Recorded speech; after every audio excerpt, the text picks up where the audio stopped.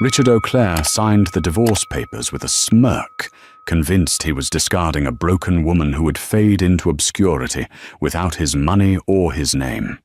He believed Isabella was merely a passenger in his life, easily replaced and forgotten. But Richard forgot the most dangerous rule of power. Never underestimate the person who built your throne. Tonight, Isabella isn't just returning to the world that rejected her. She is arriving in a vintage Rolls-Royce to prove that she wasn't the passenger. She was the engine. The pen scratched against the heavy, cream-colored bond paper, a sound that seemed deafening in the silence of the conference room. It was a Mont Blanc, Richard's favorite, of course. He never missed an opportunity to flaunt a symbol of status, even when dismantling a 15-year marriage. Isabella Sterling sat on the opposite side of the mahogany table, her back as straight as a steel rod. She wasn't crying. That was what irritated Richard the most. He had expected tears. He had expected hysterics, pleading, perhaps a dramatic faint. He had prepared his attorney, Arthur Blackwood, for a scene. He had even practiced his pitying look in the mirror that morning, the look that said, "It's not you, darling. It's just that I've outgrown you." But Isabella just sat there. She was wearing a navy dress he had bought her 3 years ago, one he had always criticized for being too modest. Today, it looked like armor. "Sign here, and initial the bottom of page 42, Blackwood droned, his voice devoid of empathy. He was a shark in a 3-piece suit, charging $600 an hour to dismantle Isabella's life. Isabella picked up the pen. Her hand didn't shake. "Are you sure you understand the terms, Isabella?" Richard asked, leaning back in his leather chair. He swirled the ice in his crystal tumbler of scotch. It was 11 a.m. on a Tuesday. "Once you sign this, the penthouse on Park Avenue is gone. The Hamptons estate is gone. The monthly allowance, gone. You're walking away with the settlement we agreed upon, which, frankly, won't sustain the lifestyle you're accustomed to for very long." He paused, a cruel smile playing on his lips. "I'm just worried about you, Bella. The real world is cold." Isabella looked up, her green eyes piercing through his facade. For the first time in years, Richard felt a flicker of unease. She didn't look like a victim. She looked like someone waking up from a long, suffocating coma. "The cold is preferable to the suffocation of your warmth, Richard," she said softly. Her voice was rusty, unused. She signed the paper. Isabella Sterling. She dropped the name Auclair right there on the table, discarding it like a soiled napkin. Richard scoffed, draining his drink. So dramatic. Camille is waiting downstairs. She wanted to come up, offer her condolences, but I told her it wouldn't be appropriate. The mention of the name was a calculated dagger. Camille de Rocher. 24 years old, a former intern at Auclair Holdings, and the woman currently wearing diamonds that Isabella had helped Richard pick out for their 10th anniversary. "Tell Camille," Isabella said, standing up and smoothing her skirt, "that the position of Mrs. Auclair comes with a lot of hidden duties. I hope she has the stamina for them." She turned to leave. "You're making a mistake, Bella," Richard called after her, his ego bruised by her lack of devastation. "You're 42 years old. You have no career. You have no connections that aren't mine. You'll be managing a bookstore in Brooklyn within a month." Isabella paused at the frosted glass doors. She didn't look back. "Goodbye, Richard." The elevator ride down from the 55th floor of the Rockefeller Center felt like a descent into hell. But when the doors opened to the lobby, Isabella gasped. It wasn't despair. It was oxygen. Outside, it was pouring rain, a classic New York deluge. She walked out of the revolving doors. There was Richard's limo parked at the curb. The window rolled down, and she saw Camille's face, beautiful, young, and smug. Camille offered a tiny, pitying wave. Richard emerged from the building behind Isabella, snapping his fingers at his driver. "To Tiffany's, James. Camille needs a pick-me-up." Isabella stood on the sidewalk, the rain instantly soaking her navy dress. She had no umbrella. She had no car waiting. She watched as her husband of 15 years got into the car with his mistress, the heavy door thudding shut with a sound of finality. The limo peeled away, splashing dirty puddle water onto Isabella's heels. She stood there for a long minute, shivering. A doorman from the building, a man she had nodded to for years named Henry, stepped out with a large umbrella. "Mrs. Auclair?" Ma'am," Henry asked gently, holding the canopy over her. "Shall I hail a cab?" Isabella looked at him. Tears finally welled in her eyes, mixing with the rain, not tears of loss, but the terrifying tears of a restart. "No, Henry," she whispered. "I think I'll walk to the subway. I need to learn how to do this again." She turned and walked into the grey storm. Richard thought he had ruined her. He thought he had stripped her of her value. But as she walked toward the 47th Street station, clutching her purse, which contained a check for a modest settlement and her freedom, Isabella Sterling made a silent vow. "He thinks I was a passenger in his life. He's about to find out I was the engine." 8 months later, the bell above the door of the Gilded Page chimed softly. It was a small, dusty, but charming antique bookshop in the West Village. It smelled of old paper, vanilla, and dust mites, a scent Isabella had come to love. "Isabella, can you handle the register? I have to check the shipment in the back." Mrs. Gable, the shop's owner, shouted from the storeroom. Mrs. Gable was 70, partially deaf, and the kindest woman Isabella had ever met. "On it, Margaret," Isabella called back. She wiped her hands on her apron. She wasn't wearing Chanel anymore. She was wearing a soft beige knit sweater from Zara and jeans.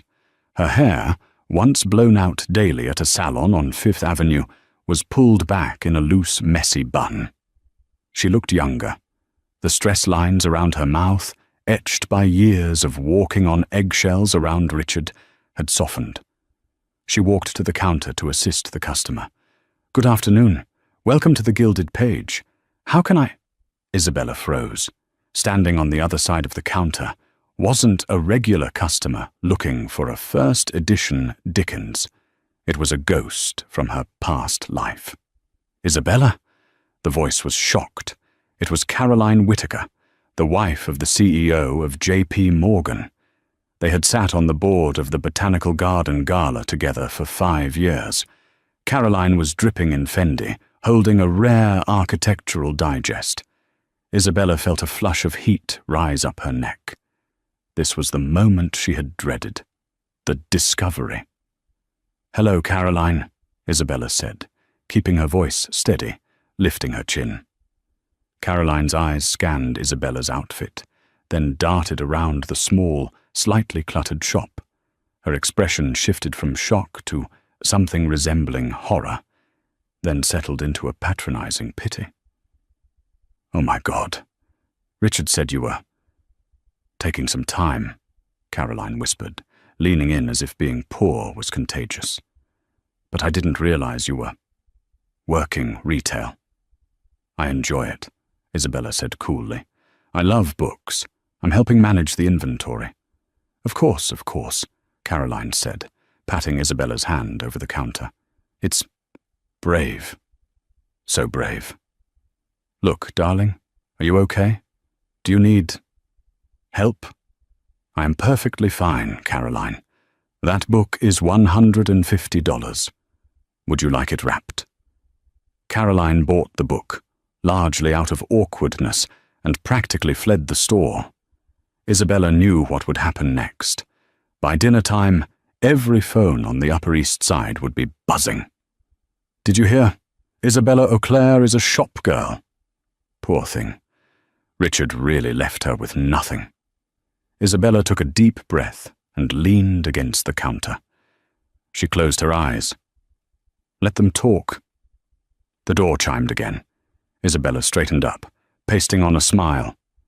Welcome to the Gilded Page. A man walked in. He was tall, wearing a charcoal grey overcoat that fit him a little too well to be off the rack, but it was worn, the collar slightly frayed. He had dark hair touched with silver at the temples, and eyes the colour of slate, grey and unreadable. He carried himself with a quiet, heavy stillness. He didn't look like the frantic, status-obsessed men Isabella used to know. He looked like a man who worked with his hands, perhaps a high-end contractor or a specialist mechanic.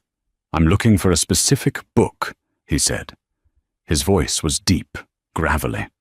A 1920s repair manual for a distinct engine type. The Rolls-Royce Phantom Oi. It's a long shot. Isabella's mind clicked. She knew exactly where it was. She had catalogued it last week, wondering who on earth would want a greasy, century-old mechanic's guide. Third shelf on the left, bottom row, Isabella said immediately. Blue spine. The spirit of maintenance. It's in surprisingly good condition. The man looked at her, surprised, one eyebrow raised. You know your inventory. I know every book in this shop, she replied. He walked to the shelf, retrieved the book and flipped through it. A small, genuine smile touched his lips. It changed his face completely, making him look younger, less guarded. He brought it to the counter. You have no idea how long I've been looking for this, he said. I'm restoring an old beauty. She's been sitting in a garage in Jersey for 40 years. This is the missing piece. It sounds like a labor of love, Isabella said, ringing him up. $45. He handed her a $50 bill. His hands were rough, calloused, but his nails were clean. Keep the change. We don't do tips, sir, Isabella said, handing him a $5 bill. But thank you.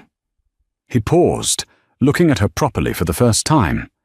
He seemed to study her face, not with the predatory gaze of the men at the country club, but with a curiosity that made Isabella's heart skip a beat. I'm Silas, he said. Isabella. Well, Isabella, thank you. You just saved a very expensive piece of machinery from becoming scrap metal. He turned to leave, but stopped at the door. You know, for a bookstore clerk, you have the posture of a duchess. Isabella laughed, a short, dry sound. Former duchess. Current clerk. Silas didn't ask. He just nodded, tipped his head, and walked out into the crisp autumn air. Isabella watched him go. It was the first pleasant interaction she'd had with a man in 8 months.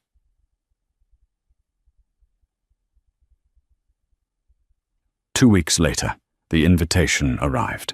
It wasn't mailed to her apartment in Brooklyn. It was hand-delivered to the bookstore, addressed to Miss Isabella Sterling. It was a heavy, cream envelope with gold embossing. The Sterling Eau Claire Foundation Annual Charity Gala. Requesting the pleasure of your company. Isabella stared at it. The foundation. She had started it. She had built it from the ground up, organizing auctions, vetting charities, raising millions for children's literacy. When they divorced, Richard's lawyers had argued that the foundation was an asset of Eau Claire Holdings. She had been forced to resign from the board. Why was he inviting her? Her phone buzzed. A text from an unknown number. Thought you might want to see what we've done with the place, unless you're too busy shelving paperbacks. Richard. It was a taunt. He wanted her to come so he could parade Camille around as the new chairwoman of the foundation. He wanted to show the world that Isabella was fully replaced, that she would show up in a cheap dress, looking tired and defeated, to kiss the ring. Bad news? Mrs. Gable asked, seeing Isabella's pale face. A summons, Isabella muttered. She moved to throw the invitation in the trash. Don't, Mrs. Gable said sharply. Isabella froze. Margaret, You built that foundation, didn't you? I remember reading about it years ago. You're that Isabella." I was. "If you don't go," Mrs. Gable said, polishing a brass lamp, "you're telling him he was right. You're telling him you don't exist anymore." "I can't go, Margaret. I don't have a dress. I don't have jewelry. I don't have a way to get there. I take the subway now. You can't arrive at the Met Gala in a subway car." The bell chimed. It was Silas. He was wearing a mechanic's jumpsuit this time, bearing the logo Mercer Restorations. He looked tired, grease on his cheek. "Back again?" Isabella asked, trying to hide the invitation behind her back. "I need a book on upholstery, leather stitching," Silas said. He looked at her, sensing the tension. "Everything okay?" Isabella looked at this stranger. She didn't know why, but the frustration bubbled over. "My ex-husband," she blurted out. "He's throwing a gala for the charity I started, and he invited me just to humiliate me. And the worst part is, I want to go. I want to walk in there and show him I'm still standing. But I can't." Silas leaned against the counter. The air around him felt solid, reliable. "Why can't you?" "Because in that world, Silas, appearance is everything. I need a gown, diamonds, and a car that doesn't smell like wet dog. I have none of those things." Silas looked at her thoughtfully. He glanced at the grease on his hands, then back at her eyes. "I can't help you with the dress," Silas said slowly. "But I know cars. Mercer Restorations. We handle high-end fleets, vintage Rolls, Bentleys. Sometimes we chauffeur them for events to ensure the engines are handled correctly." Isabella blinked. You drive them?" "I can," Silas said. He shrugged. "I have a 1935 Rolls-Royce Phantom getting finished this week. Jet black. Suicide doors. It's fit for royalty. It needs a test run." He leaned in closer. "You get the dress, Isabella. I'll make sure you arrive in a way that makes every head turn. I'll be your chauffeur." Isabella stared at him. It was crazy. He was a customer, a mechanic, but there was a glint in his eye. A challenge. "Why would you do that?" she whispered. Silas smiled, a crooked, dangerous smile. "Because I've dealt with men like your ex-husband my whole life, and I love seeing them lose." The rain had turned the Brooklyn skyline into a smear of charcoal and grey, matching the turbulence inside Isabella's small walk-up apartment. The invitation lay on her kitchen counter like a radioactive isotope, glowing with malice. It was 6 p.m. on the night of the gala. Isabella stood before her closet. It was a pathetic sight compared to the walk-in dressing room she had left behind on Park Avenue. There were no rows of seasonal Prada, no color-coordinated sections of cashmere, just a rack of sensible work clothes and a few plastic bins shoved into the corner. Richard had been meticulous during the asset division. He had kept the jewelry, family heirlooms, he claimed, though he had bought them for her. He had kept the furs. He had even argued over the designer gowns, claiming they were purchased with company funds for public relations events. She had left with 2 suitcases of basics. "He wants me to fail," she whispered to the empty room. "He wants me to show up in a department store cocktail dress so he can introduce me to his investors as his unfortunate past." She knelt down and pulled out a dusty plastic bin from the back of the closet. It was marked University, Paris, 1998. Isabella hadn't opened this box in 20 years. Richard had hated her discussing her time studying art history in Paris. He found it bohemian and unrefined. He preferred the narrative that she had merely existed waiting for him to rescue her. She popped the lid. The smell of lavender sachets, old and dry, wafted up. Beneath a stack of sketchbooks and old metro tickets, wrapped in acid-free tissue paper, was a garment she hadn't thought of in decades. It wasn't a designer label that Camille would recognize. It was a vintage piece Isabella had found in a dusty shop in Le Marais when she was 22, bought with money she had saved from waitressing. She pulled it out. It was a 1930s bias-cut silk gown in a shade of red so deep it looked like arterial blood in the dim light. It was backless, held together by impossibly thin spaghetti straps, plunging dangerously low in the front. It was liquid elegance. Richard had forbidden her from wearing it. "It's too aggressive, Isabella," he had told her once when she tried it on for a dinner party. "It makes you look hungry. An eau claire wife is demure. An eau claire wife is pastel." Isabella stripped off her jeans and sweater. She stepped into the silk. It was cold against her skin, heavy and fluid. She pulled the straps up. The zipper hissed as she pulled it shut. It still fit. If anything, the stress of the last year had made her leaner, and the dress draped over her collarbones and hips like it was poured on. She walked to the cheap, full-length mirror leaning against the wall. She didn't look like a wife. She didn't look like a victim.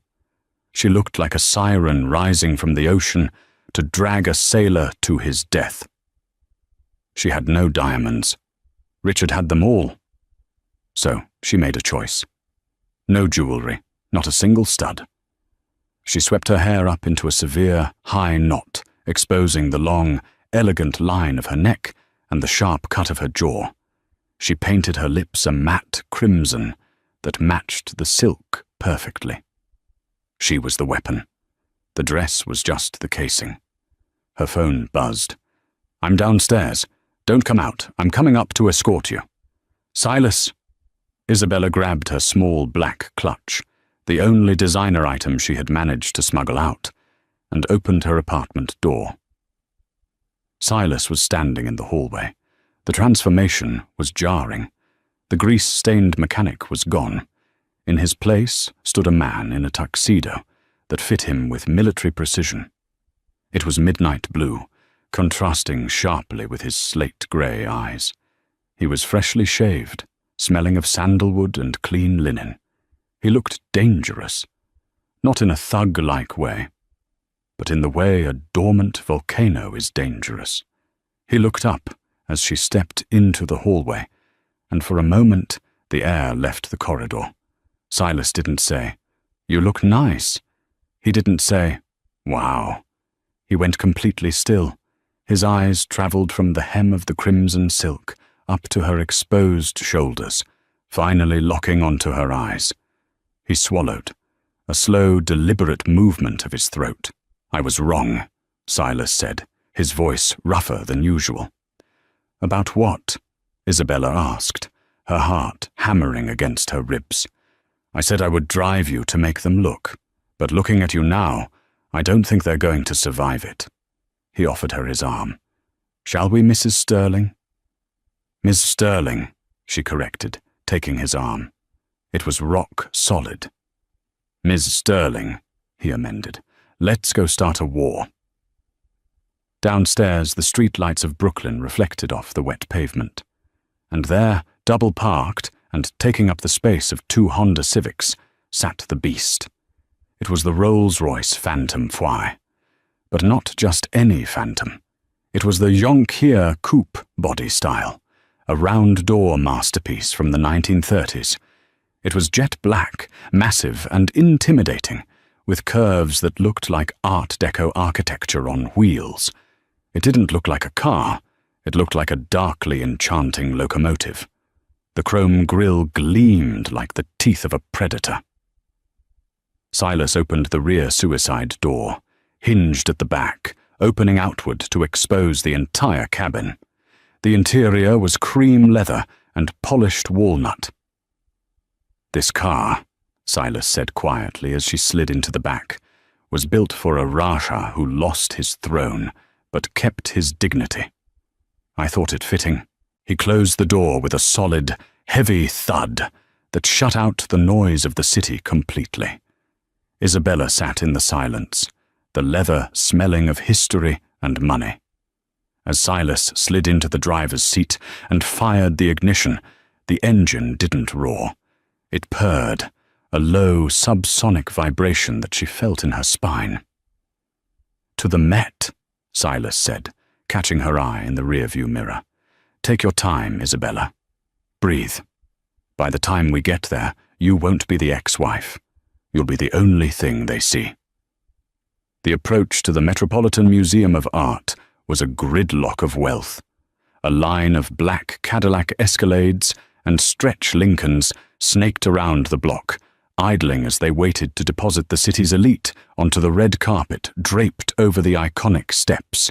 Flashbulbs popped incessantly, a strobe light effect that illuminated the misty rain. Inside the warmth of the Rolls-Royce, the world felt slow. Isabella watched through the tinted glass as people she had known for 15 years stepped out of their cars. There was the banking commissioner. There was the editor of Vogue. They all looked the same, polished, safe, uniform. "We're 3 cars out," Silas said over the intercom. His voice was calm, anchoring her. "I'm terrified," Isabella admitted to the empty cabin. "Look at them," Silas commanded gently. "Look at Richard. Do you see him?" Isabella squinted. Near the top of the stairs, standing under the massive awning, was Richard. He was holding court. He wore a velvet tuxedo jacket, too trendy for his age, and Camille was draped on his arm. Camille was wearing white feathers and diamonds, looking like a debutante at her first ball. Richard was checking his watch, his face etched with impatience. He was waiting for Isabella to fail. He was waiting for her to not show up or to arrive in a yellow taxi. "I see him," Isabella said, her voice hardening. "He looks small from here, doesn't he?" Silas remarked. The car in front of them, a gaudy gold-wrapped Lamborghini, finally moved off. "Showtime," Silas murmured. He didn't pull up quickly. He let the Rolls-Royce creep forward, the massive black fenders parting the air. The sheer size of the car, its vintage silhouette, was so alien in the sea of modern SUVs that the crowd fell silent before the car even stopped. The engine cut. Silence. The paparazzi lowered their cameras for a split second, confused. This wasn't a celebrity rental. This was museum-quality money. This was old money that didn't scream, it whispered. Silas didn't open the door immediately. He waited. 5 seconds. 10 seconds. The tension outside grew. Richard had stopped talking. He was staring down the steps, frowning, trying to figure out who had arrived in a vehicle worth more than his entire portfolio. Camille was craning her neck. Then the driver's door opened. Silas stepped out. He buttoned his tuxedo jacket with one fluid motion. He walked around the back of the massive car, his posture impeccable, his face a mask of professional indifference. He ignored the press. He ignored the valet who tried to approach. He reached the rear passenger door, the suicide door. He placed his hand on the handle.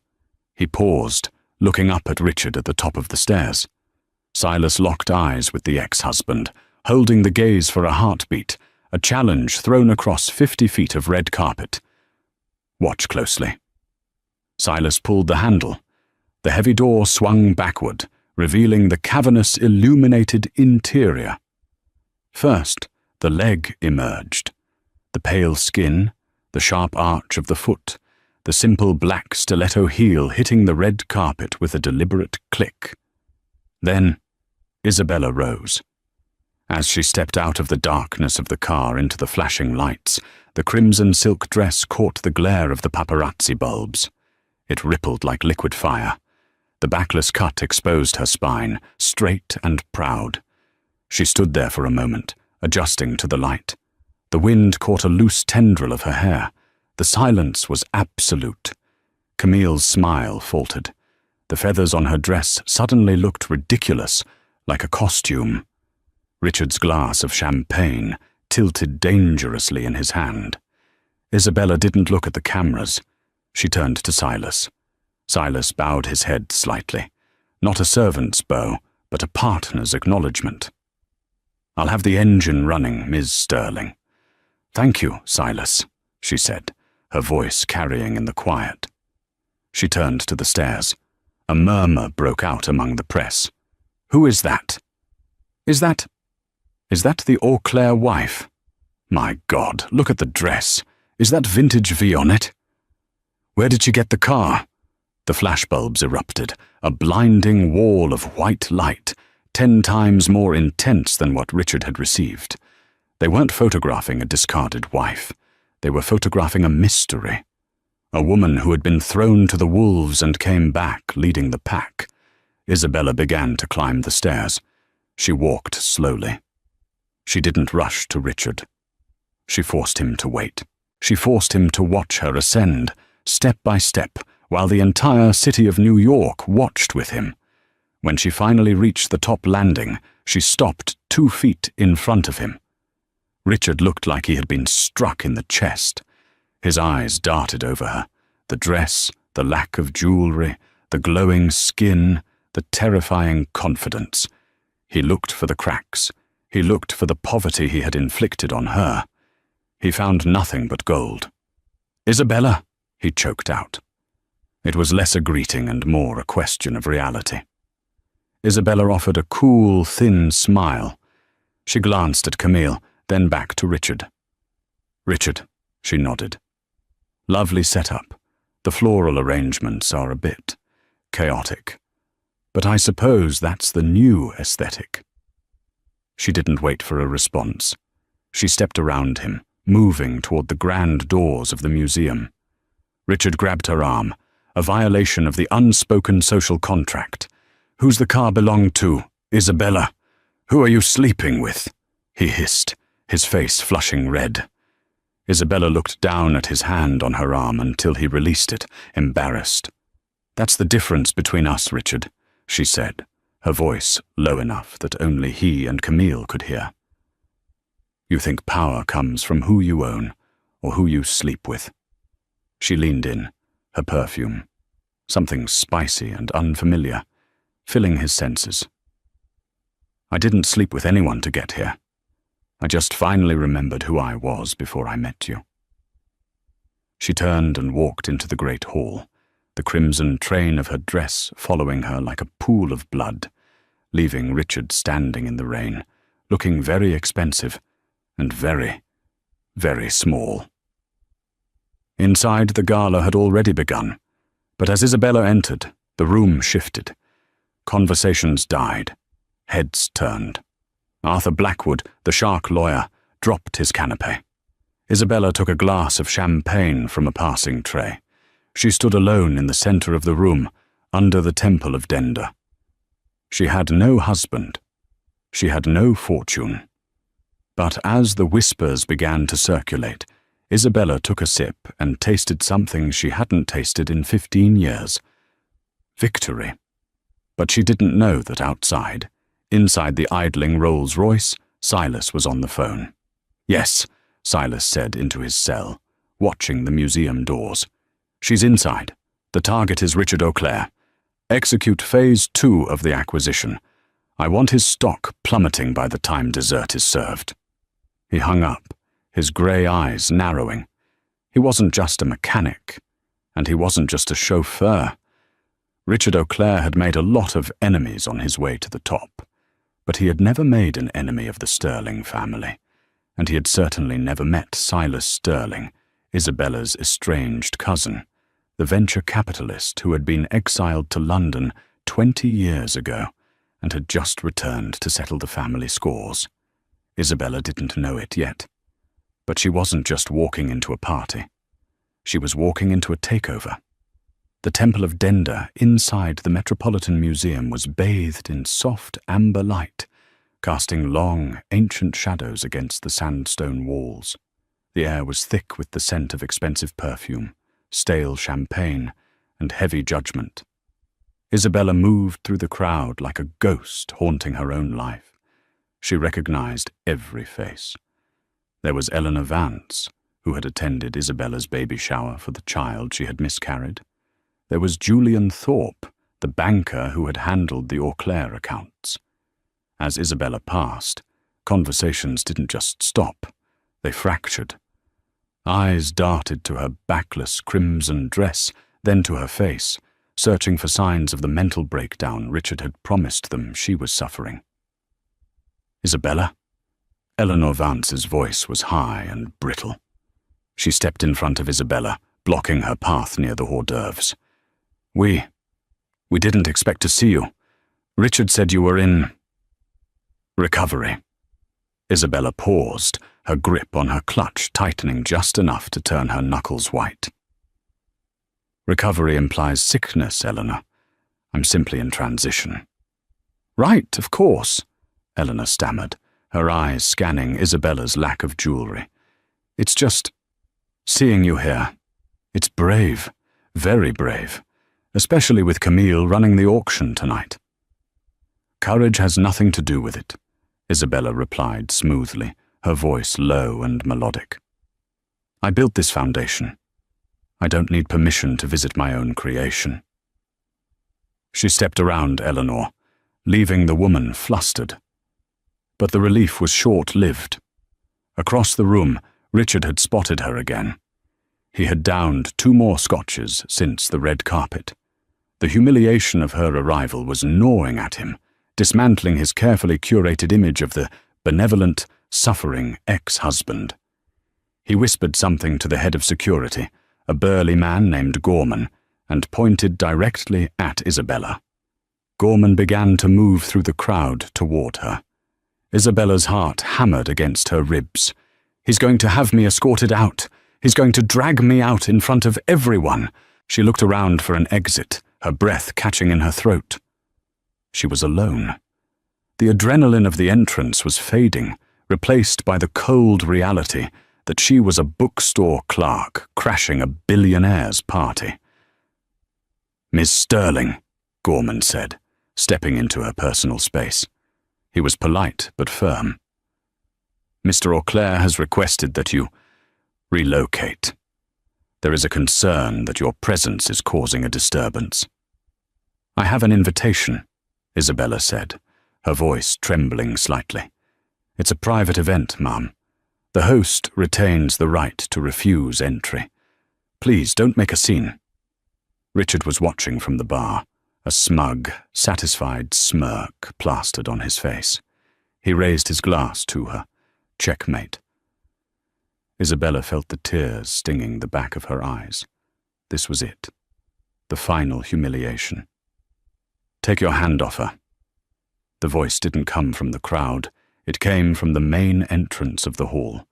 It was a voice that carried the weight of a gavel striking a desk. Gorman turned. Richard froze. Silas was walking into the room. He wasn't wearing a chauffeur's cap.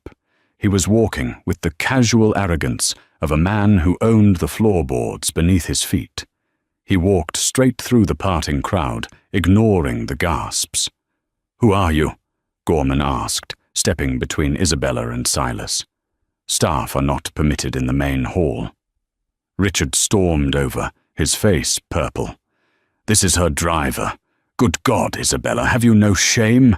Bringing the help inside?" He turned to Gorman. "Throw them both out, now." Silas didn't look at Gorman. He looked at Richard. He stepped closer, towering over the ex-husband by 3 inches. The air around them seemed to drop 10 degrees. "I'm not the help, Richard," Silas said quietly. He reached into the inner pocket of his tuxedo jacket and pulled out a sleek, black envelope. He held it up. "I'm the donor." Richard blinked. "What?" "The platinum table," Silas said, his voice bored. "Table 1, the anonymous donation of $500,000 that funded tonight's dinner? That was me." The room went dead silent. A $500,000 donation. That bought you god status in this room. "You're a mechanic," Richard sputtered, his brain failing to process the information. "I saw your hands. You were driving the car." "I like cars," Silas shrugged. "And I like driving. It clears my head before I make acquisitions." Silas turned to Isabella, his eyes softening instantly. He offered her his arm, ignoring the stunned security guard and the paralyzed ex-husband. "I believe our table is ready, Ms. Sterling. Right at the front." Isabella looked at him, her mind reeling. "Who are you?" she screamed internally, but outwardly she simply took his arm. It was an anchor in the storm. "Yes," she whispered. "Let's sit." As they walked past Richard, Silas paused. He leaned in, his voice a razor blade wrapped in velvet. "By the way, Richard, you should check your phone. I think you're trending." Dinner was a blur of terrified waiters and aggressive whispering. Isabella and Silas sat at table 1, center stage. It was the table usually reserved for Richard and his board of directors. But the placard simply read, "The Sterling Trust." Richard and Camille had been relegated to table 2, off to the side. Camille was furious, aggressively stabbing at her salad. Richard was sweating profusely, checking his phone under the table every 30 seconds. "Eat," Silas said gently, nudging a plate of sea bass toward Isabella.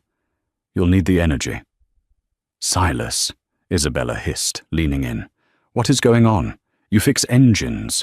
You bought a $40 book on repair manuals. How did you donate $500,000? Silas picked up his wine glass. He looked at the deep red liquid, swirling it. "I told you I was away for a long time," he said softly. "I didn't say I was idle. My father, your uncle, left me nothing but debt. I went to London and built something from the ashes, a venture capital firm, Chimera Global." Isabella gasped. Everyone knew Chimera. It was a predatory firm known for hostile takeovers of failing luxury brands. They were ruthless. They were the Vikings of the corporate world. You are Chimera?" "I am the majority partner," Silas corrected. "And for the last 6 months, while you were learning the inventory of that bookstore, I was analyzing the inventory of Eau Claire Holdings." Isabella stared at him. "Why? Why didn't you tell me?" "Because you needed to find your own strength first," Silas said, looking deep into her eyes. "If I had saved you on day 1, you would still be his victim. Tonight, you stood up to him. You're not a victim anymore, Isabella. You're a partner." A spoon clinked against a glass. Richard was at the podium. He looked pale. His tie was slightly crooked. He gripped the microphone stand as if it were the only thing keeping him upright. "Ladies and gentlemen," Richard's voice boomed, though it wavered slightly. "Thank you for coming. Tonight is about legacy. It's about building a future." He tried to smile, but his eyes were darting around the room. Eau Claire Holdings has always been a pillar of stability. We value family." A distinct ding sound echoed through the room. It was a notification sound, then another, then a vibration on the table next to them. Suddenly, a wave of noise rippled through the hall. It wasn't applause. It was the sound of 300 wealthy investors checking their Bloomberg apps simultaneously. Richard faltered. "As I was saying, oh my God," a woman at table 4 whispered loudly. "It's crashing. Dump it now!" A man at table 6 shouted into his phone, abandoning all decorum. Richard stopped speaking. "Excuse me?" Isabella watched, confused. She looked at Silas. Silas was calmly buttering a bread roll. "What is happening?" she whispered. "The news just broke," Silas said casually. "A report was just released regarding Eau Claire Holdings. It details the falsified sustainability reports in the supply chain, the hidden debt in the offshore accounts, and the impending class action lawsuit from the shareholders." "Who released the report?" Isabella asked, horrified. Silas took a bite of bread. "I did." On stage, Richard's phone rang, loudly. He pulled it out, saw the screen, and his face went grey. It was the board. I have to," Richard stammered into the microphone. "There seems to be a technical difficulty." "It's not technical, Richard." A man stood up near the back. It was Arthur Blackwood, his own lawyer. "The stock is down 40% in 10 minutes. We're bleeding out." Chaos erupted. Waiters were shoved aside as bankers rushed for the exits to make emergency calls. The gala was dissolving into a trading floor panic. Silas wiped his mouth with a linen napkin. He stood up. He buttoned his jacket. He didn't use a microphone. He didn't need to. He projected his voice with the authority of an executioner. "Richard!" Silas shouted. The room froze. Richard looked down from the stage, his eyes wild with panic. "You're looking for a lifeline," Silas called out, walking slowly toward the stage. "But no bank in this city will touch you now. Your assets are frozen. Your liquidity is gone. You are, effectively, insolvent." Silas stopped at the base of the stairs. "However," Silas continued, reaching into his pocket and pulling out a folded document, "there is one offer on the table, a buyout." Richard stared at him. Who are you?" Silas climbed the first step. "I represent the Sterling Trust. We are prepared to purchase the controlling interest of Eau Claire Holdings at the current market price." He paused, checking his watch. "Which is roughly $3 a share." Isabella stood up. The realization hit her like a lightning bolt. The Sterling Trust. Silas wasn't just destroying Richard, he was buying the company back, and he was putting it in her name. "You can't do this!" Richard screamed, sweat pouring down his face. "This is my company. I built this."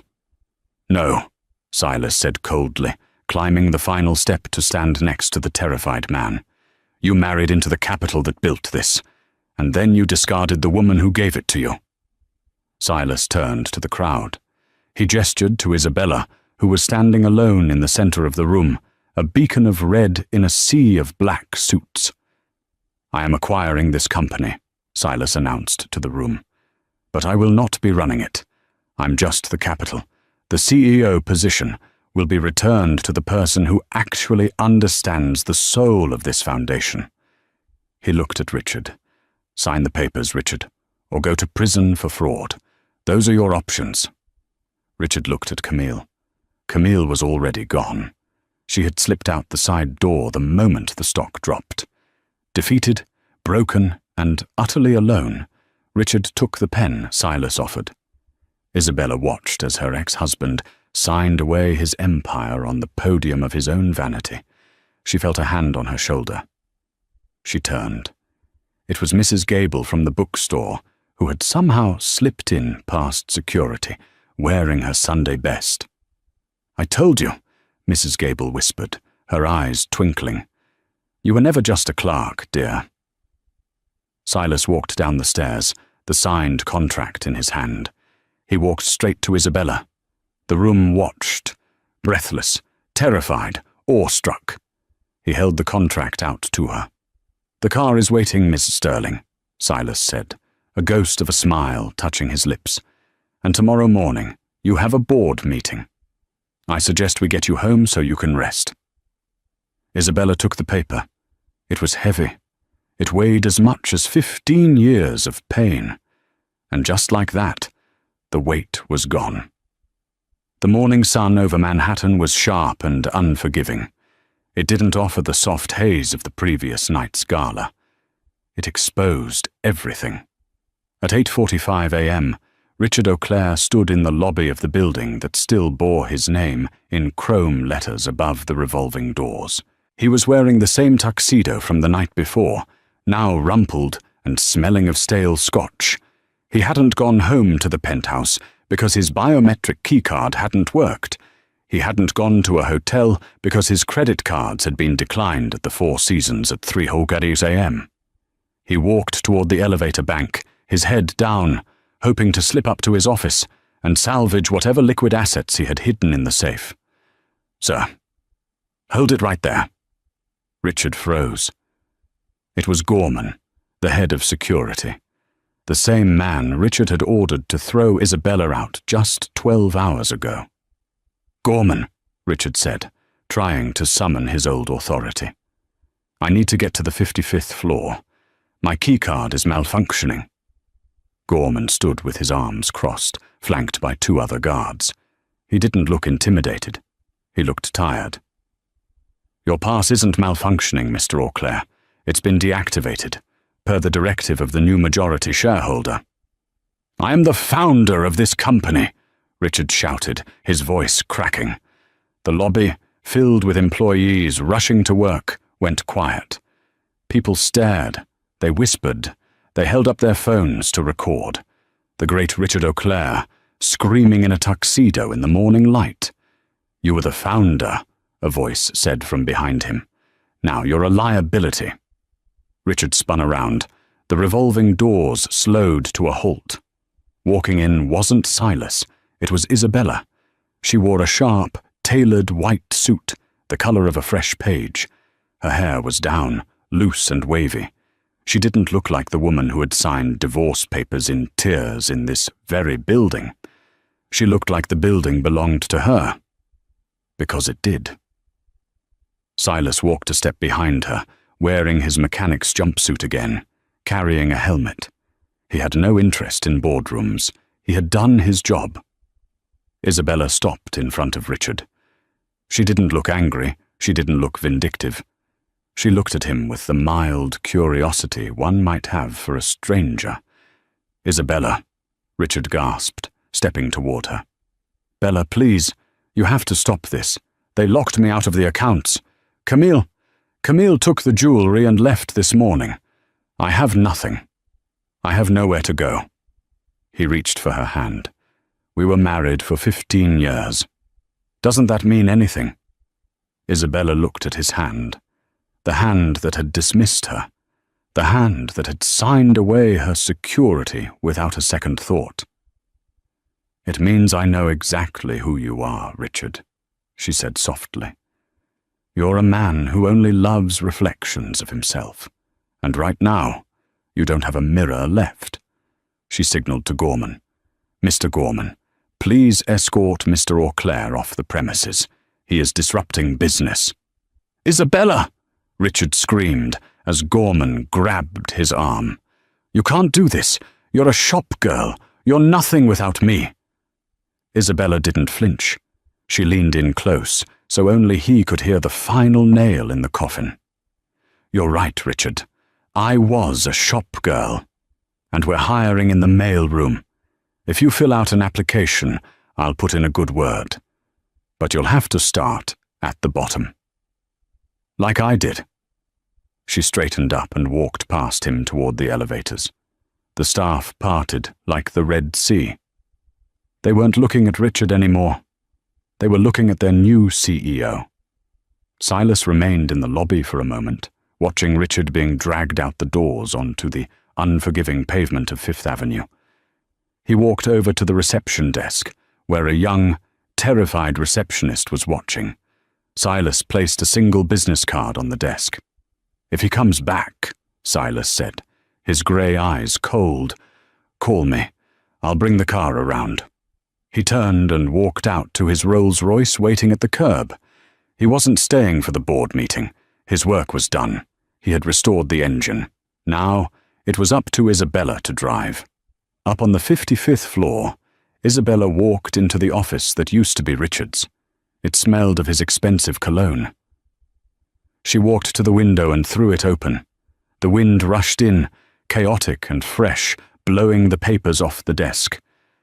She took a deep breath. She picked up the phone on the mahogany desk. "This is Isabella Sterling," she said to her assistant. "Get me maintenance. I want this office cleared out by noon, and send a check to the Gilded Page bookstore in the West Village. Tell Mrs. Gable her partner is ready to buy the building." She hung up and looked out at the city. Richard had thought the divorce was her end. He hadn't realized that in a story written by a strong woman, a divorce isn't a tragedy. It's a plot twist. And the chauffeur? He didn't just open the door. he helped her close the book on the past forever. Isabella's story isn't just about revenge. It's about the terrifying, beautiful power of reclaiming your own worth. Richard made the fatal mistake of thinking Isabella's value was tied to his name, his money, and his status. He forgot that a diamond doesn't lose its value just because it's in the dark. It just waits for the light to shine again. In the end, the very people he looked down on, the shop girl and the mechanic, were the ones holding the keys to his kingdom. It serves as a brutal reminder. Never mistreat the person holding the umbrella in the rain, because one day they might be the one deciding if you get wet. Does this story remind you of a time you were underestimated? Have you ever had to rebuild yourself from nothing while the world watched? If Isabella's victory gave you chills, hit that like button right now. It helps us share these stories with more people who need to hear them. And if you want to see more stories about instant karma and justice served cold, make sure to subscribe and turn on notifications. Comment karma below if you think Richard got exactly what he deserved. Thanks for watching, and see you in the next video.